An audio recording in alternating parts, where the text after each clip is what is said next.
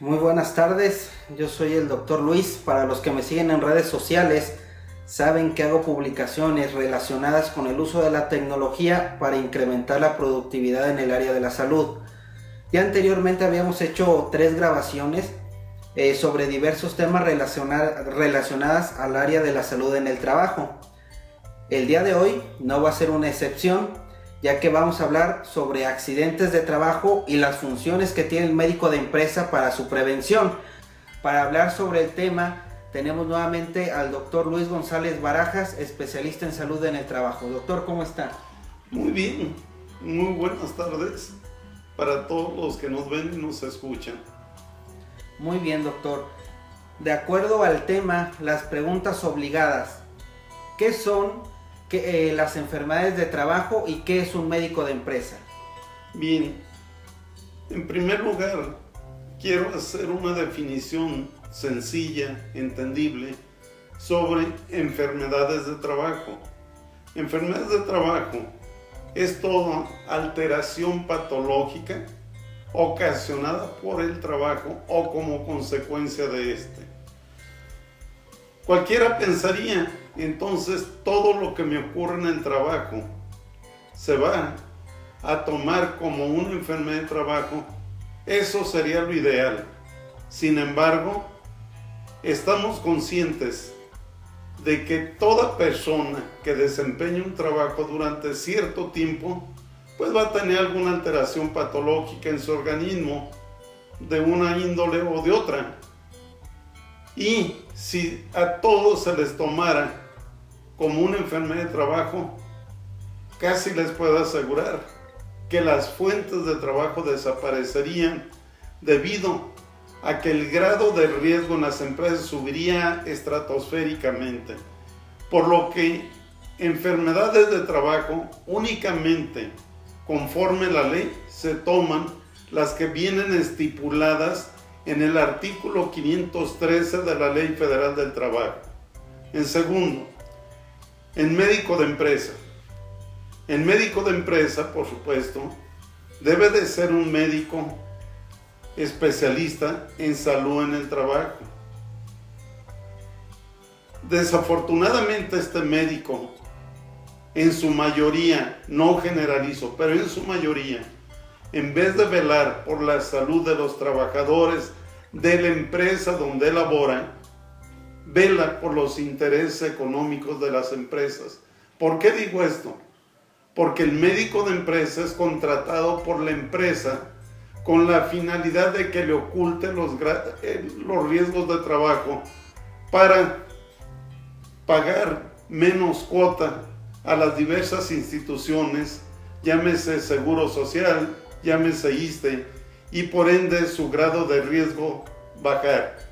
Entonces, el médico de empresa, en un momento dado, debería de ser una persona contratada probablemente por los sindicatos de las empresas para que él estuviera al pendiente de la prevención de las enfermedades de trabajo.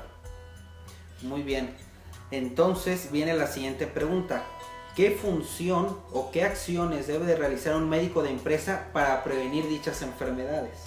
Bien, primeramente, toda persona que ingresa a laborar en alguna empresa, cualquiera que sea, debe ser sometida a un examen médico general para verificar y constatar que es una persona sana y apta para desempeñar tal o cual trabajo. 2. Debe de realizar exámenes médicos periódicos con la finalidad de detectar o constatar que dichos trabajadores no tienen alguna alteración. Sabemos todos que los agentes a que están expuestos los trabajadores de cualquier empresa principalmente son agentes físicos, químicos, biológicos y psicosociales. ¿Cuáles son los más frecuentes? Los agentes físicos, como el ruido, porque no hay empresa donde no haya ruido. ¿Qué es lo que afecta el ruido? El oído. Son trabajadores que estando sometidos durante más de 3, 4, 5 años, llegan a desarrollar un trauma acústico crónico, O sea, son personas que empiezan a perder la agudeza auditiva en forma progresiva, y lo cual debe de calificarse como un accidente de trabajo. Sabemos que a nivel del órgano de Corti se va deteriorando y que el daño que va ocasionando el ruido, aún retiremos a la persona del medio ambiente ruidoso, ya no va a recuperar su agudeza auditiva.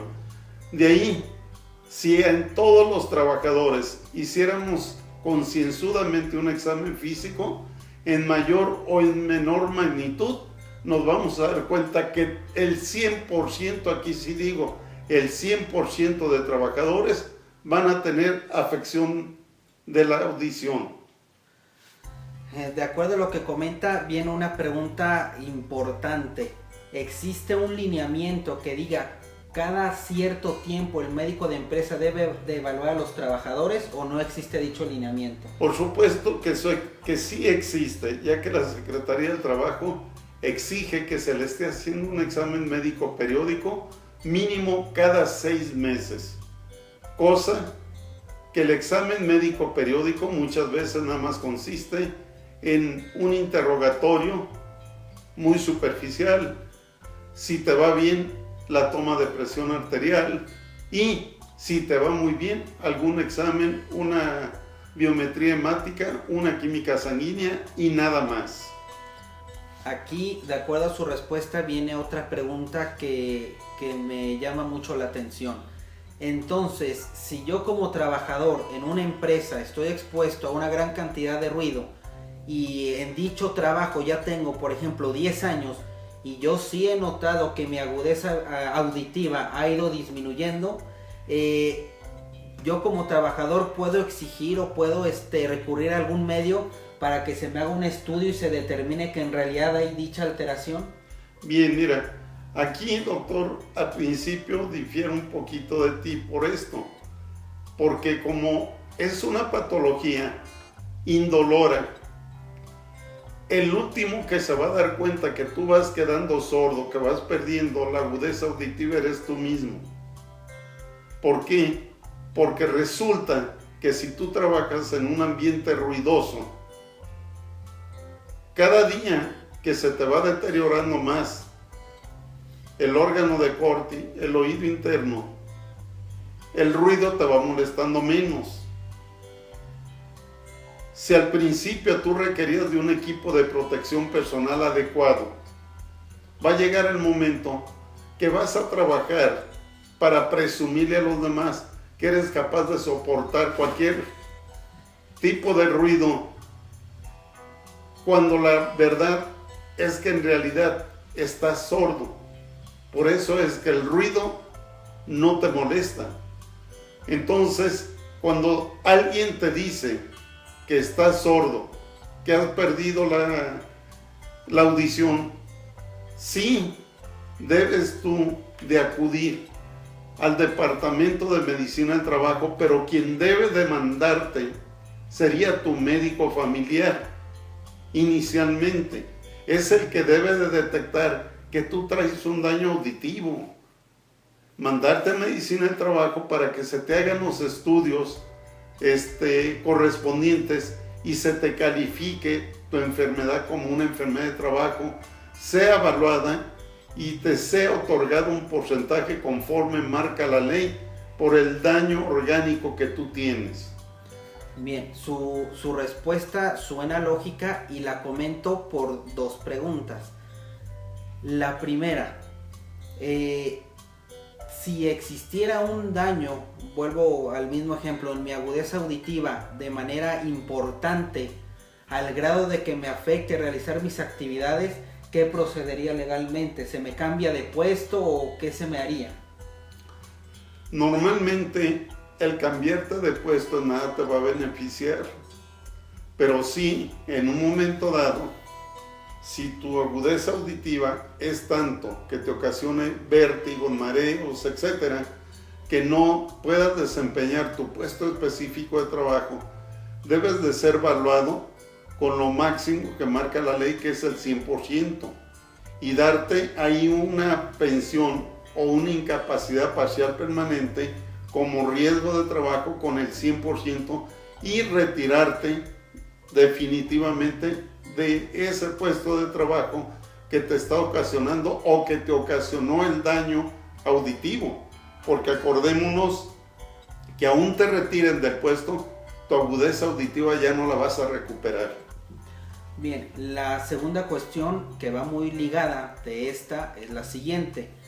Quiero pensar que lo ideal entonces, y si estoy mal nos corrige, es que si yo voy a trabajar en una empresa en cuya sección hay demasiado ruido, entonces lo ideal es que me hagan un estudio para ver cuál es mi agudeza auditiva actual y después de cierto tiempo que se me realice otro estudio, compararla con la primera que sea la basal y así determinar que en realidad el puesto donde estoy me ha afectado.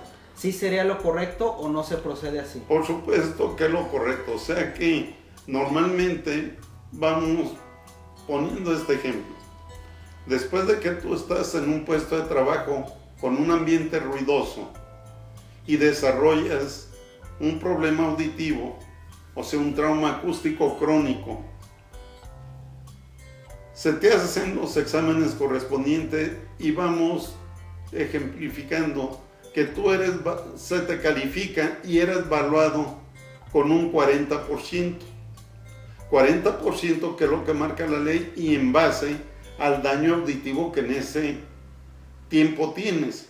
Tú sigues en tu mismo trabajo ruidoso.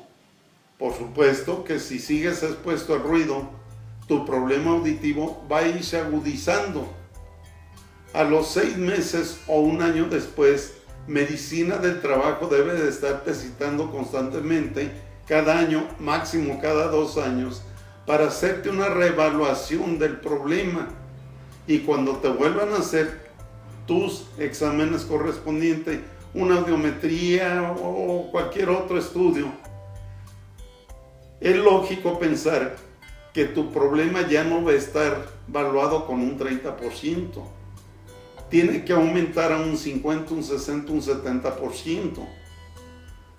Independientemente de que utilices equipo de protección personal, porque acordémonos que el equipo de protección personal no te aísla completamente de la gente que estás expuesto. Nada más te lo disminuye un poco, pero el ruido te va a estar afectando tu oído.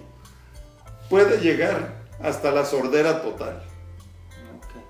Hemos estado comentando ejemplos de alteraciones en la agudeza auditiva, pero en su experiencia, ¿cuáles son las enfermedades de trabajo más comunes que presentan los trabajadores? Miren, las enfermedades de trabajo más comunes mencioné la auditiva porque es la principal por la cual llegan personas. Por ejemplo, en los mineros es una neumoconiosis, que es un problema respiratorio que te va afectando y destruyendo todo tu sistema pulmonar, a tal grado que llegas a fallecer por una insuficiencia respiratoria. Esto se da principalmente en los mineros. Otra de las enfermedades de trabajo, quizá menos frecuentes, podría ser algunos tipos de cánceres, por ejemplo los que manejan asbesto, un mesotelioma, etcétera, porque las fibras de asbesto sabemos que son factibles de que desarrolle un mesotelioma. Pero las dos enfermedades de trabajo más frecuentes principalmente son las sorderas y las neumoconiosis. ¿Por qué digo las más frecuentes y como primera la sordera? Porque les dije en un principio, no hay empresa que no genere ruido. Y hay empresas que generan por arriba de los 100 decibeles, cuando lo correcto es que no debe de pasar de los 85 decibeles. ¿Cómo nos podemos dar cuenta cuando una empresa está por arriba de los 80, 90 decibeles de ruido? Es cuando dos personas que están platicando a 1 metro de distancia tienen que gritarse uno a otro para poderse escuchar. Esto es desde el punto de vista clínico que podemos detectar que el ruido que estás expuesto está por arriba de los 85, 90 o 100 decibeles. Muy bien, usted comentaba en un principio un artículo en el cual se encontraban una gran cantidad de enfermedades que eran consideradas como enfermedades de trabajo. Obviamente muchos de los que nos van a ver pues no se dedican al área de la salud, pero más sin embargo existen ciertas dudas. Voy a poner un ejemplo. Yo entro a trabajar en una empresa refresquera, la que sea, y mi trabajo consiste en cargar las cajas con refresco.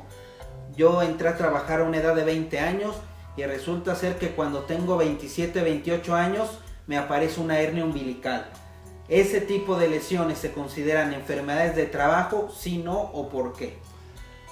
Bien, una hernia umbilical no se considera una enfermedad de trabajo, ya que acordémonos que las hernias de la pared abdominal es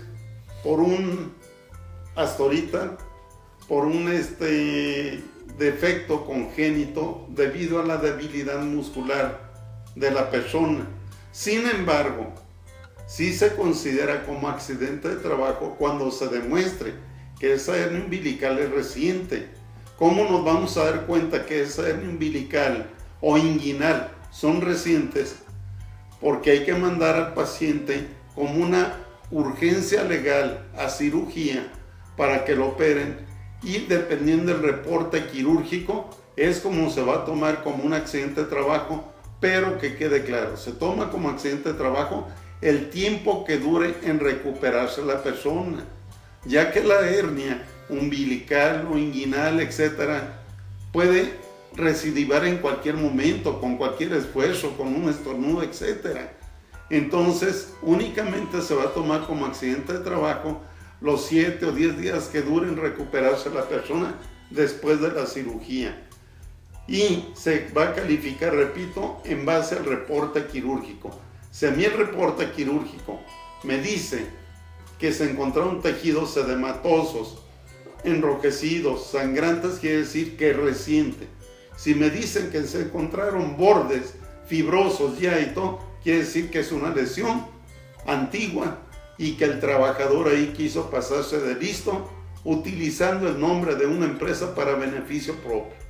¿Y qué pasaría entonces con los problemas de columna? Supongamos que yo tengo un problema de columna, que tengo una escoliosis, pero tengo en este momento 20 años y no me ocasiona ningún problema. Mas sin embargo yo tengo mi defecto en la columna.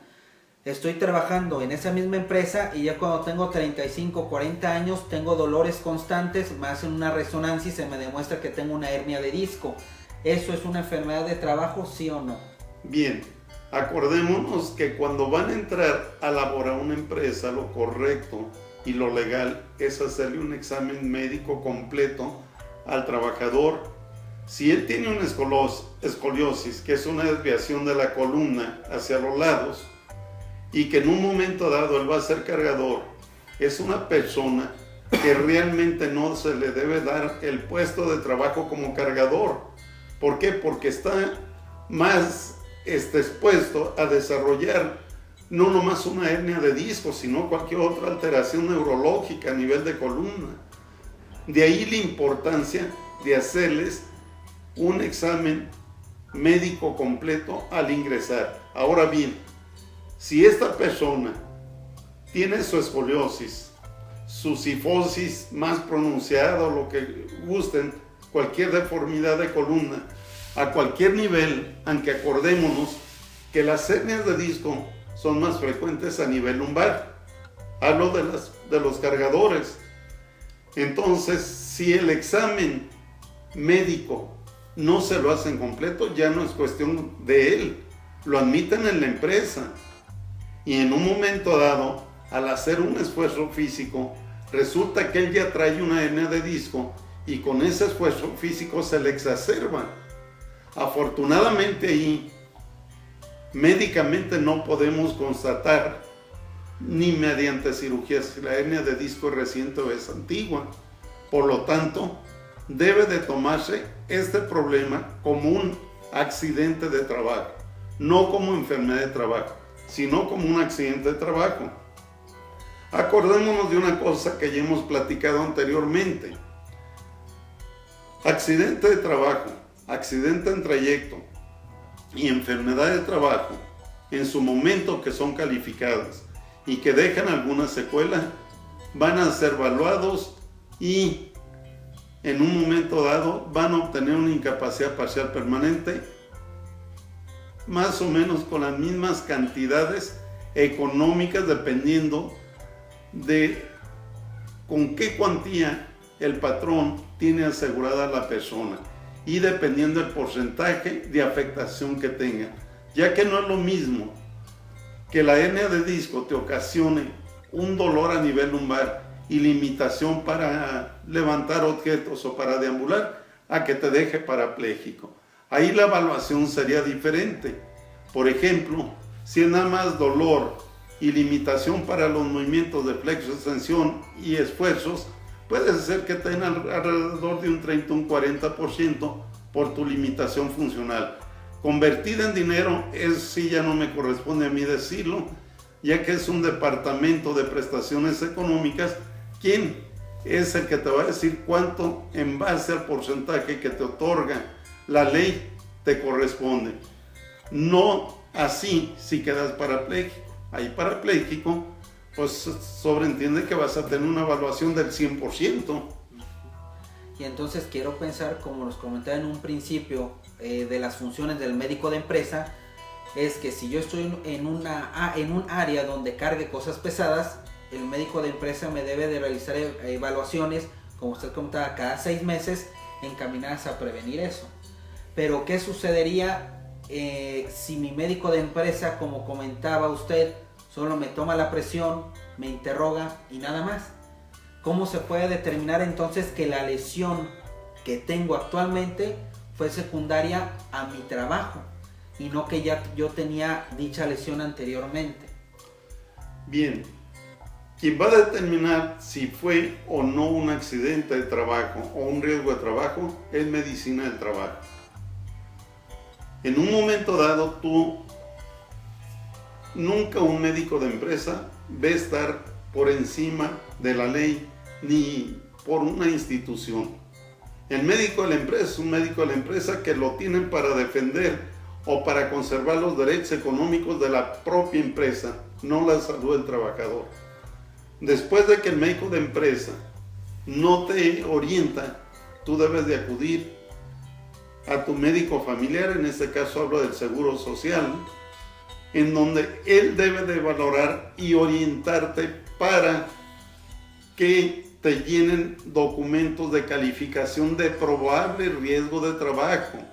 El que la empresa te llene esos documentos no quiere decir que ya está calificado como un riesgo de trabajo.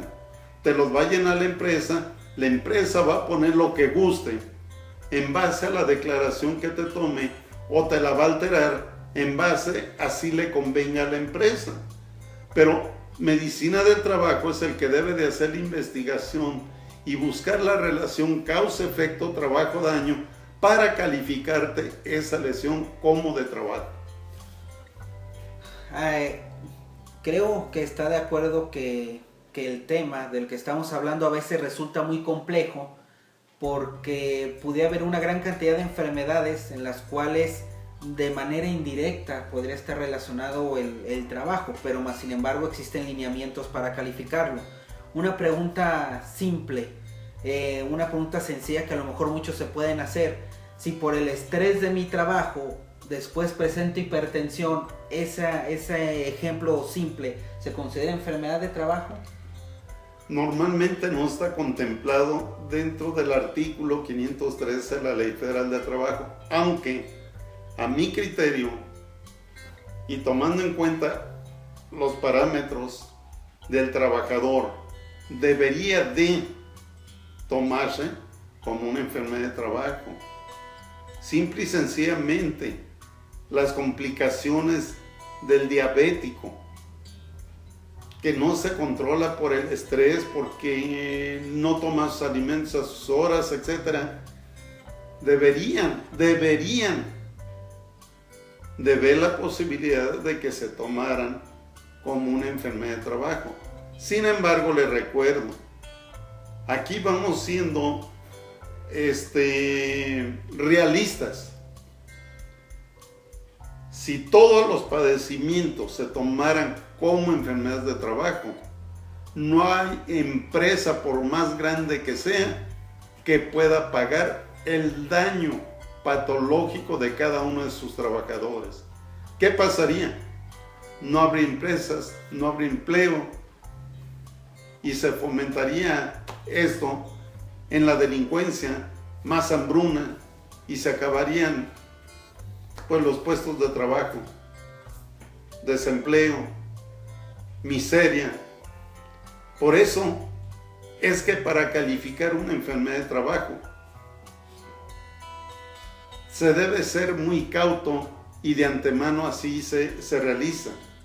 Ya que si ustedes preguntan en cualquier empresa cuántas enfermedades de trabajo están calificadas, y saben qué les van a decir, cuando mucho una, y hablo de las grandes empresas que tienen más de 100 trabajadores, cuando mucho una o dos por año se van a calificar.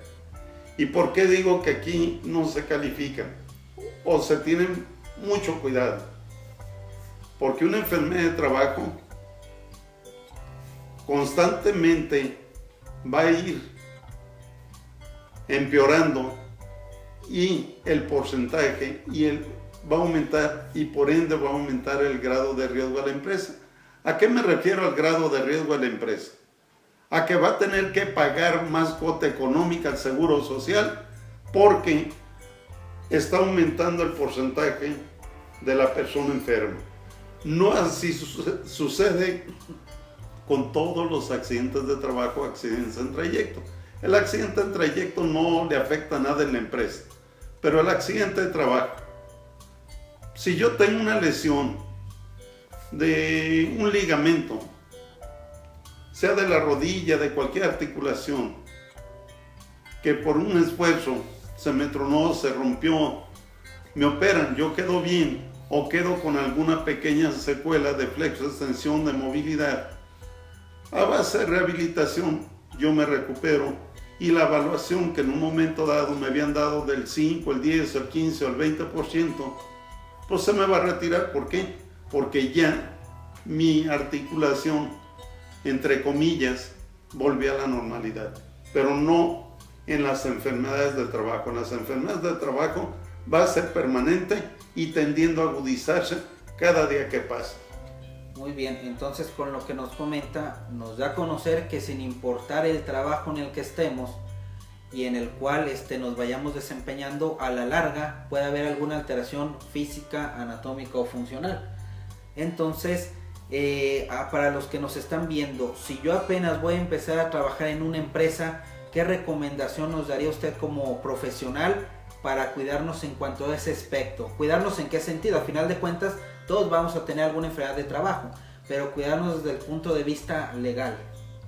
Bien, en primera, ser honesto contigo mismo. ¿Qué trabajo es el que vas a solicitar? ¿Y qué problema de salud tienes que tú conozcas que te pueda limitar para desempeñarlo? En segunda, como ya dije, todas las empresas deben de hacerle un examen médico completo a todo trabajador que va entrando. Y aquel que no cumpla con los requisitos para el perfil del puesto que solicita, pues no admitirlo.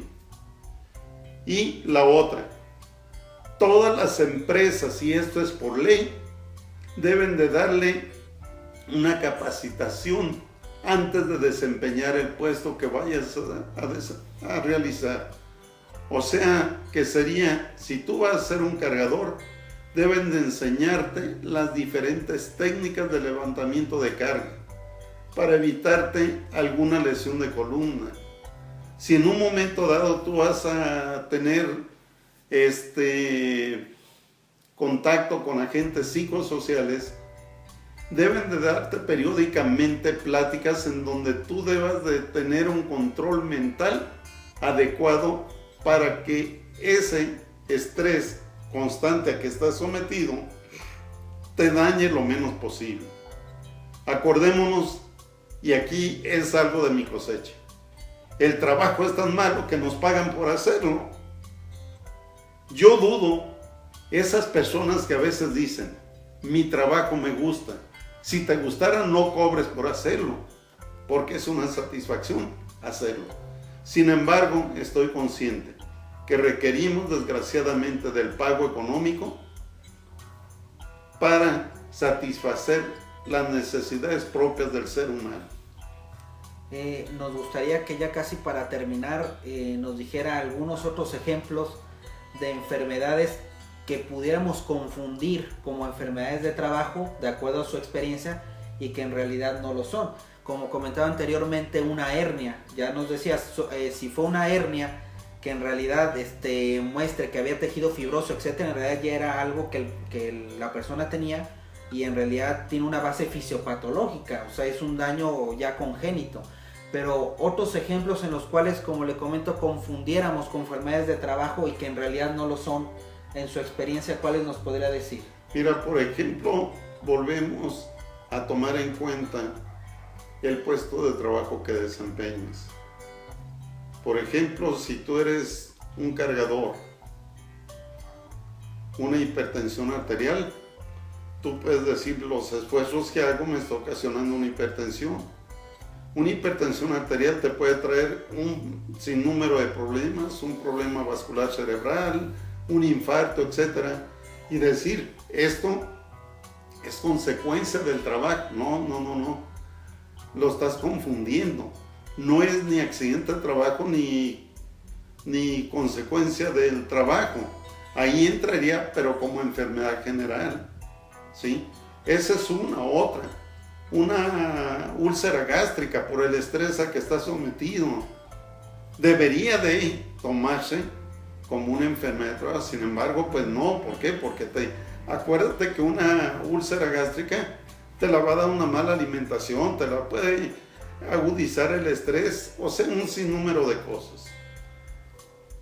Y así podríamos mencionar varias patologías, por ejemplo, tumores cancerosos.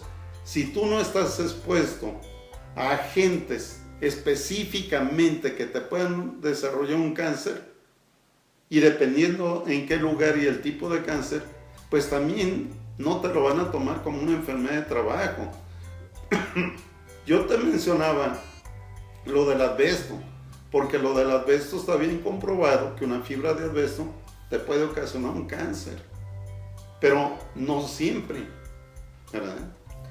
Y por ejemplo, las personas que trabajan en un ingenio y que indirectamente están expuestos al humo de ese mismo ingenio, que después se hablan de enfermedades pulmonares, un ejemplo, la enfermedad pulmonar obstructiva crónica, ¿se consideraría también como enfermedad de trabajo? Normalmente debería, pero no es así, porque una enfermedad pulmonar obstructiva crónica, humo lo vas a estar inhalando en las calles, en tu casa, si fumas, etc.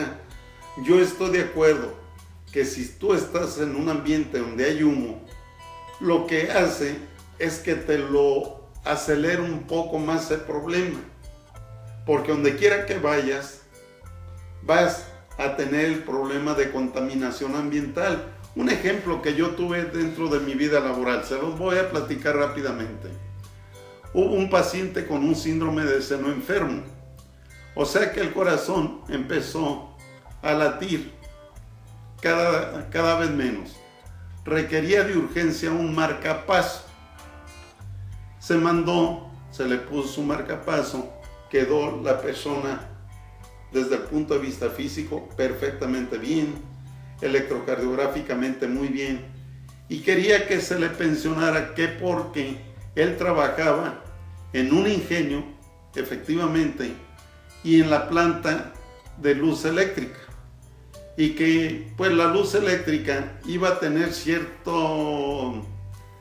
pues le iba a alterar el marcapaso.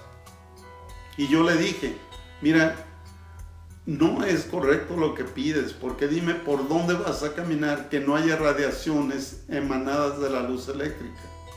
En tu casa, viendo la televisión, en la calle con los cables de alto voltaje, entonces las radiaciones emanadas por la corriente eléctrica en nada te va a alterar tu marcapaso. En conclusión, es un individuo que hace aproximadamente 20 años se le puso su marcapaso, por supuesto, con recambio cuando requiere, y está más sano que yo ahorita, con decirte que hasta novia tiene y es casado. Muy bien. Y nada más para terminar, un ejemplo que sí me gustaría mencionar. personal que trabaja como secretario, personal de escritorio, que usa, no sé, máquinas de escribir, computadora, no sé, posteriormente se queja de molestias y dolores en los dedos de las manos y se le hace el diagnóstico de un síndrome de túnel del carpo. ¿Ese se considera también enfermedad de trabajo o cómo se procedería ahí? Bueno, normalmente el síndrome del túnel del carpo es muy frecuente en personas que efectivamente son mecanógrafos y escriben a máquina. Acordémonos que el síndrome del túnel del carpo es un atrapamiento, un pensamiento del nervio mediano, el cual va acompañado y es muy frecuente de una hipotrofia hipotenar, que es un signo clínico patognomónico de esas personas que desarrollan síndrome del túnel del carpo. Sin embargo, no todos los que se dedican a escribir a máquina desarrollan síndrome del túnel del carpo. De ahí la gran duda de decir, bueno, vamos viendo por qué en un momento dado presentó el síndrome del túnel del carpo, porque puede traer un problema metabólico acompañado. Sin embargo, si se demuestra que es una persona que no trae ninguna otra alteración y que tiene 10 o 15 años, porque el síndrome del túnel del carpo en un mecanógrafo no se presenta a los 6 meses ni al año, se presenta a los 8, 10 o 15 años después.